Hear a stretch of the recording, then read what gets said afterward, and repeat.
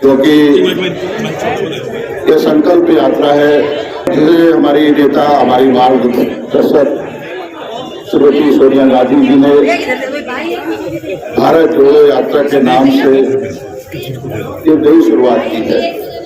और आज देश को जरूरत भी है। देश जिस दौर से गुजर रहा है, देश के हालात इस तरह के हैं, धर्म, जाति, मजहब के नाम पर देश को बांटने की लगातार कोशिशें हो रही हैं। और तो भारत की जो पहचान है, सर्वधर्म समभाव, उसको मिटाने की कोशिश की जा रही है। और इसी को लेकर आप सब विदित मालूम है कि देश के स्वतंत्रता संग्राम में सब धर्मों के हमारे और देश को आजाद किया। ये कांग्रेस की पहचान है, देश की पहचान है। और उस पहचान को आज मिटाने की कोशिश हो रही है।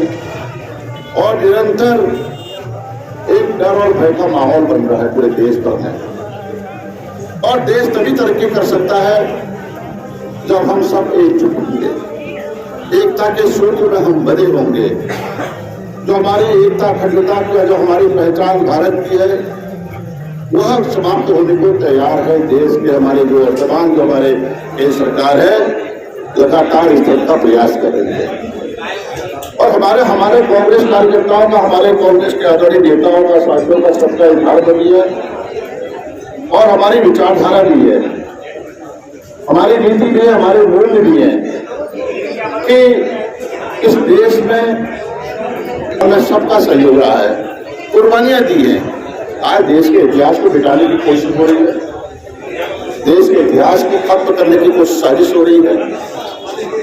कांग्रेस का इतिहास देश का इतिहास है, आजादी का इतिहास देश का इतिहास है। स्वतंत्रता संग्राम के इस युद्ध में, इस लड़ाई में, स्वतंत्रता संग्राम में हमारे महान सपूतों ने अपने प्राणों की आहुति दी, बलिदान किया, त्याग किया और देश के लिए अपने को समर्पित कर दिया। छोटी उम्र में नौजवान देश के लिए फांसी के फंदे में झूल गए। एक वीरों की कहानी है।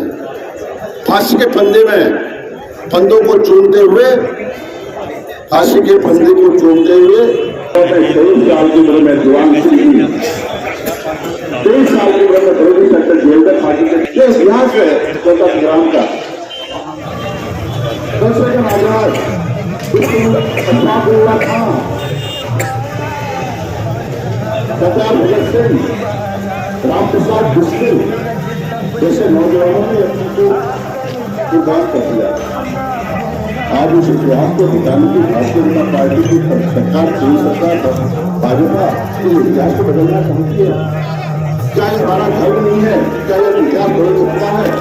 ये कुर्बानियों की ऐसी सब उन्होंने कुर्बानियां की, ऐसे सब कुर्बानियां का कहीं नामो निशान नहीं होगा। और खासतौर से लोकतंत्र कमजोर हो रहा है। ये हमारी जिम्मेदारी है कांग्रेस के हर कार्यकर्ता की। हम सब बराबर हैं और इस लड़ाई को हमने सबने मिलकर लड़ना है। कोई नहीं, सब एक होकर, कोई नेता नहीं, सब कार्यकर्ता है। हमारे नेता श्रीमती सोनिया गांधी जी हैं, हमारे नेता राहुल गांधी जी हैं। उनके नेतृत्व में देश में हमें काम करना है, उत्तराखंड में हमें काम करना है। और जो हमारी दमनकारी जो आज से संवैधानिक संस्थाओं के द्वारा उसका दुरुपयोग किया जा रहा है, केंद्र सरकार दुरुपयोग कर रही है। हमारे नेताओं के खिलाफ एक साजिश के तहत उनको उपयोग करने की लगातार कोशिशें हो रही हैं। हमें सावधान रहना होगा। हमने इस लड़ाई को अपने हाथ में लेना है।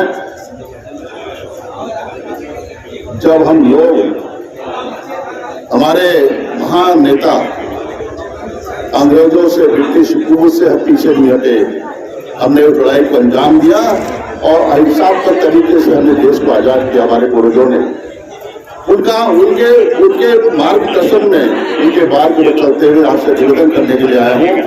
हमने सब बिना किसी भेदभाव के मिलजुल कर वैमनस्य मिटाते हुए इस प्रेमी की शान को, अस्त्रवी की आन को, अस्त्र की बान को, आन शान बान गौरव को बढ़ाने के लिए हम सब लोग एकजुट होकर संकल्प लें और इस पद यात्रा के माध्यम से ये लड़ाई आज ही खत्म नहीं हो रही है। आज ये पद यात्रा का अंतिम समय कल 15 तारीख को यह यात्रा सब समाप्त होने जा रही है।